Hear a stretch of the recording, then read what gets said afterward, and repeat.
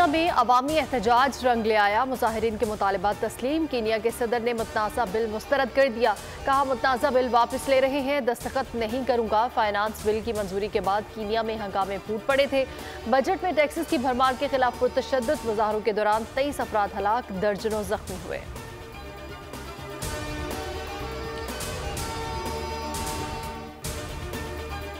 कराची में जानलेवा गर्मी, सैकड़ों अफराद मौत का नवाला बन गए। सरकारी अस्पतालों में हाई अलर्ट जारी। जिन्ना अस्पताल में आज 10 मैयतें लाई गई।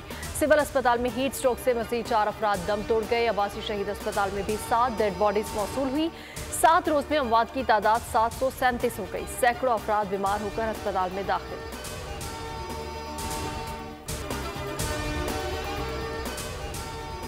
दिन भर सूरज ने कहर बरसाया, फिर कुदरत को रहम आया। कराची के मुज़फ़्फ़राती इलाकों में बादल बरस पड़े, तेज आंधी आई, गर्दालूद हवाएं चली। Federal B Area, Ayesha Manzil, water pump, Gulistan Jauhar, Hasan square, university road, Landhi, Korangi, Ibrahim हेनरी, बल्दिया और Orangi town, naval colony, Hub road पर भी आंधी। गर्मी का जोर टूट गया।